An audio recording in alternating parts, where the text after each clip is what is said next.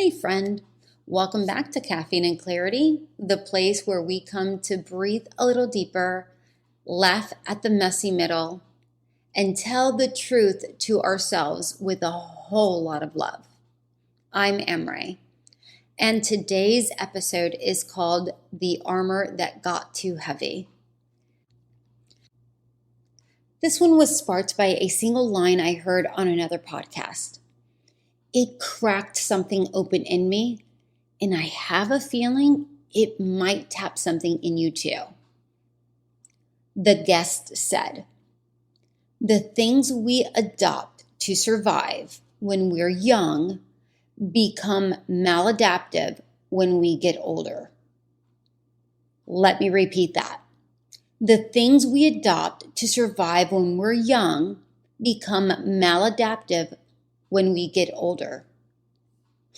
Right?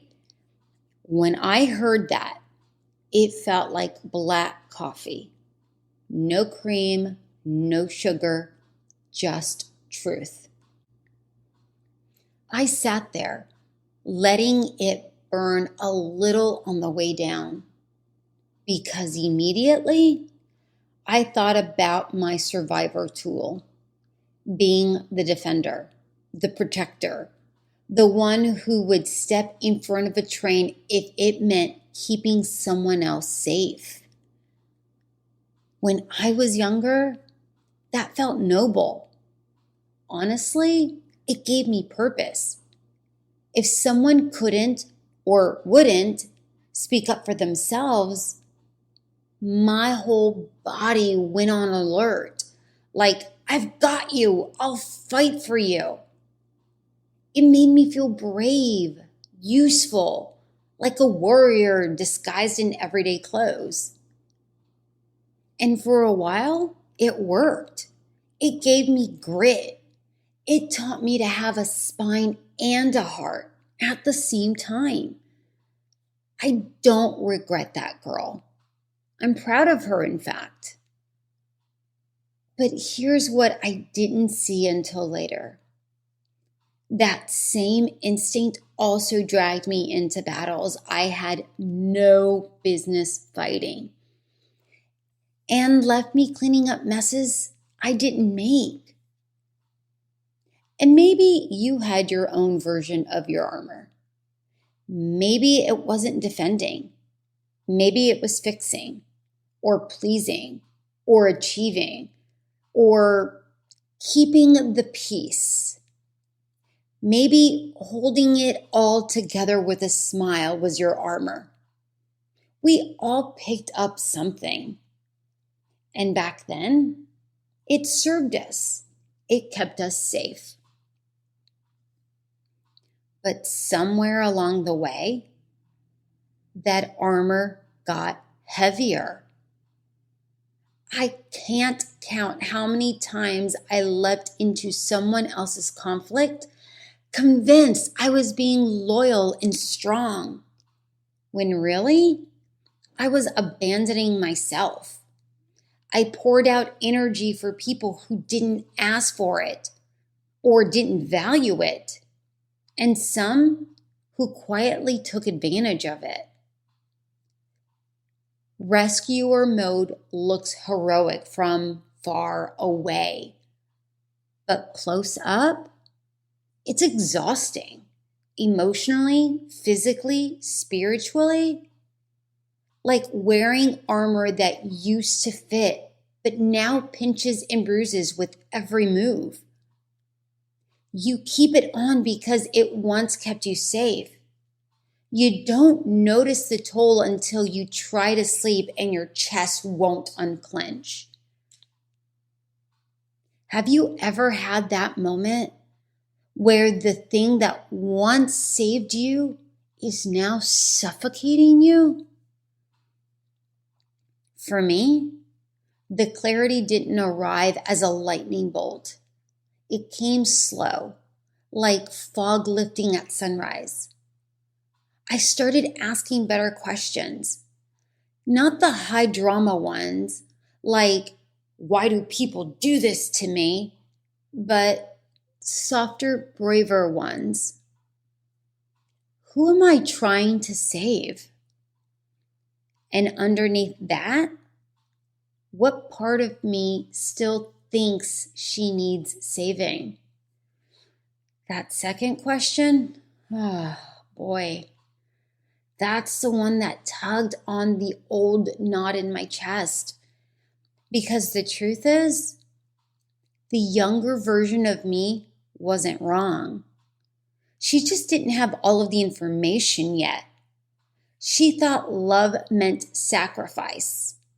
She thought good meant exhausted. She thought boundaries were for people who didn't care enough. And she was doing the best she could with what she knew. Maybe you've asked yourself something similar. Maybe you can feel the younger version of you still steering the wheel sometimes. The one who thinks love must be earned. The one who believes being good means being tired. So I stopped shaming her, the younger version. I thanked her. And then I told her, gently of course, we don't have to do it like that anymore. These days, I still care deeply. I still root for people with my whole heart. I still believe in stepping up when it's mine to carry. But now I pause and I ask, is this my battle? Or is this just an old role I'm reenacting because it feels familiar? Sometimes I still feel the cape fluttering, the armor calling my name.